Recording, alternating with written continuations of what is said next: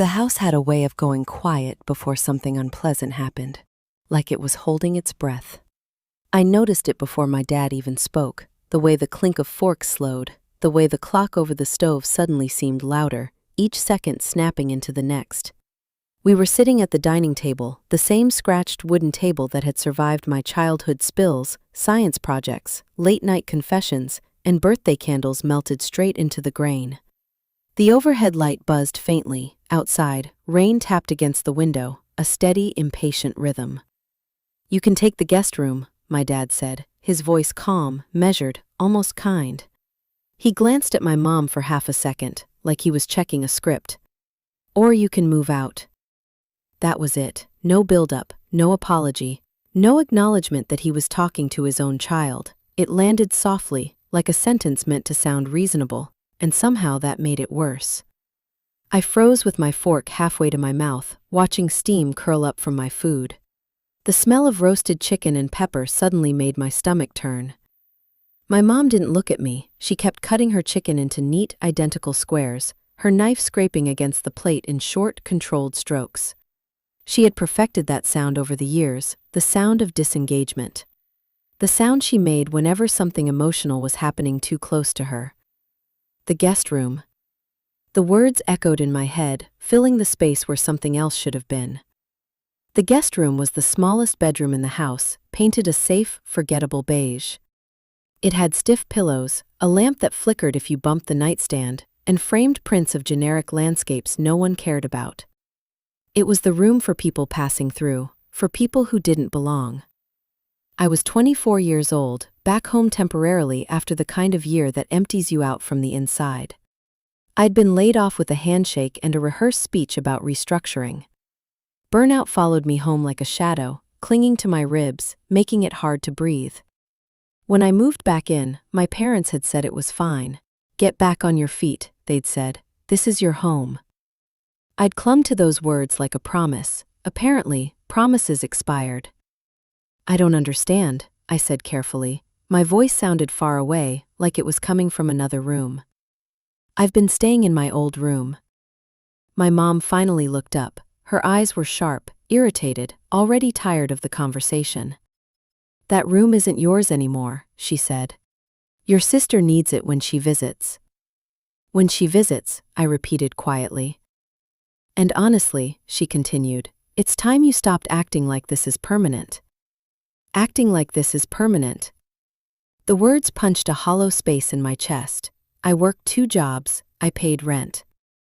I bought my own groceries and labeled them so there wouldn't be confusion. I cleaned the bathroom every Saturday. I stayed out of the way. I didn't bring friends over. I kept my voice low. I tried to take up as little space as possible, hoping that would make me easier to keep. None of it mattered. My sister lived 3 hours away. She visited once every few months. Her childhood photos still lined the walls of the room I'd slept in my entire life. Her trophies sat untouched on the shelves, gathering dust like sacred artifacts. She still had a key, she still borrowed money, she still arrived unannounced and left whenever she felt like it. Dad cleared his throat, that familiar sound that always came before a rule. "You're not a kid anymore," he said. "Adults don't live with their parents." The irony nearly made me laugh. My sister was 30. But she wasn't the problem, I was.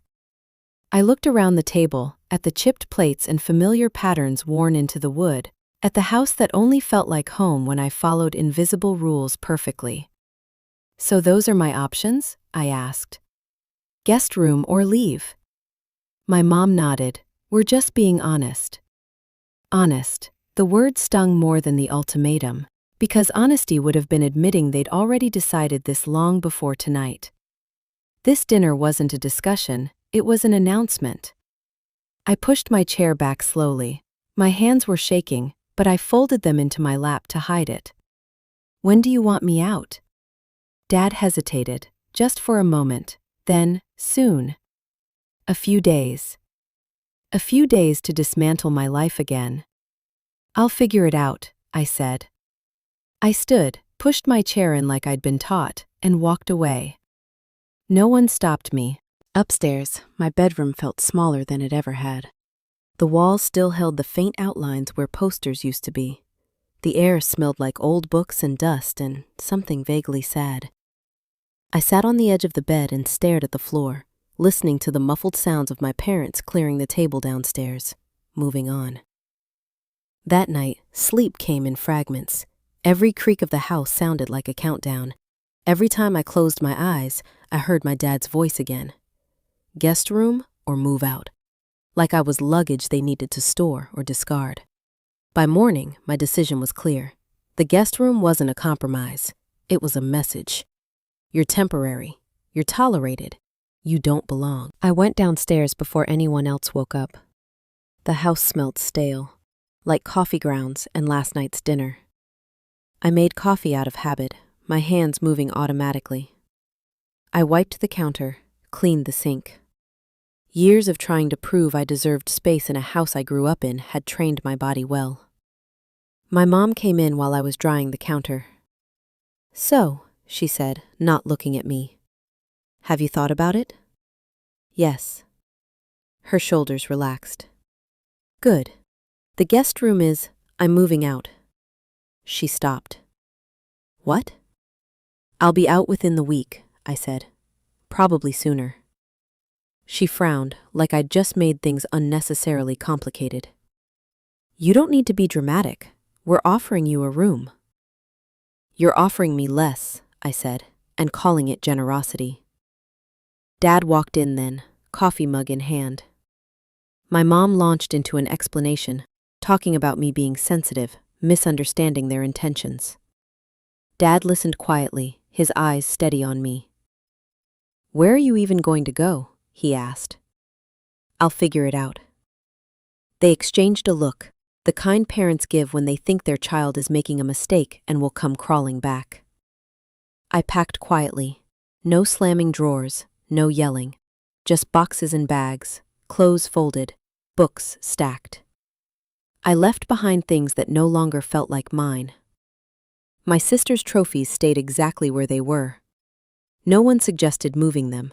No one noticed. On the third day, my mom stood in the doorway watching me pack. "Most people would be grateful we're letting them stay," she said. I paused, a sweater half folded in my hands, and looked at her. Really looked at her. Most parents wouldn't make their kid feel like a burden. She scoffed. "You're twisting things." Maybe. Or maybe this was the first time I wasn't twisting myself to fit. That night, I slept on the floor surrounded by boxes. The bed no longer felt like mine, so I left it bare, like a room already preparing for someone else. I stared at the ceiling until my eyes burned, listening to the familiar sounds of the house settling around me, knowing they no longer included me. In the morning, I loaded my car.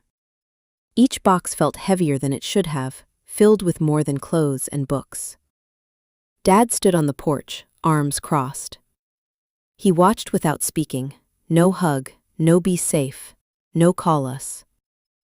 As I pulled away, I waited for the familiar guilt to hit, the panic.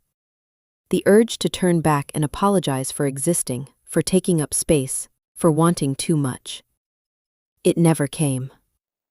Instead, there was relief. It settled into my chest slowly, like a deep breath I'd been holding for years. The studio apartment was small enough that I could stand in the middle and touch almost everything. Bare walls, cheap blinds that rattled when cars passed outside. A kitchenette that smelled faintly of cleaning chemicals. A mattress on the floor. But when I closed the door behind me for the first time, the silence felt different. It felt like permission. I sat on the floor with my back against the wall and laughed, a quiet, shaky sound that surprised me. No one was watching, no one was measuring my worth by how useful I was. For the first time in a long time, the space around me felt honest. Weeks passed, then months. Life filled in the empty spaces faster than I expected.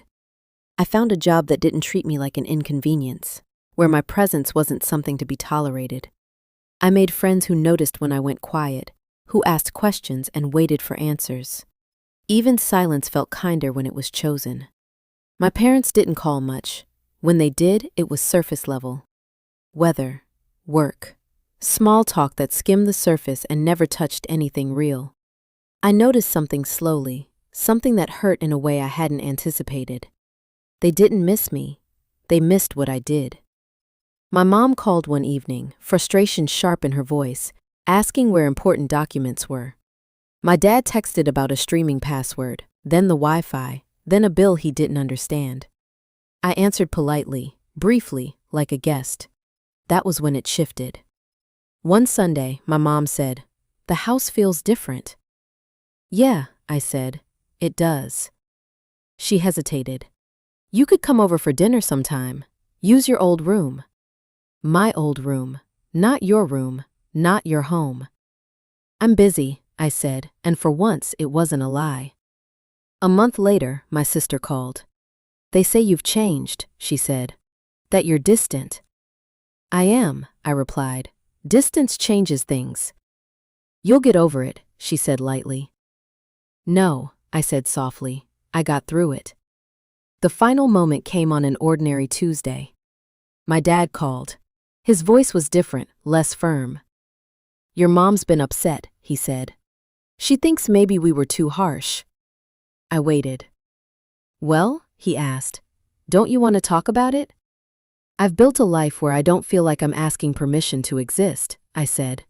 "I'm not giving that up." Silence stretched between us. "I hope you're happy," he finally said. "I am," I replied, and I meant it. They never apologized outright. But they stopped offering the guest room. They stopped making demands. And for the first time, they spoke to me like someone who could leave and stay gone. Sometimes the bravest thing you can do isn't fighting to stay. It's walking away and choosing yourself.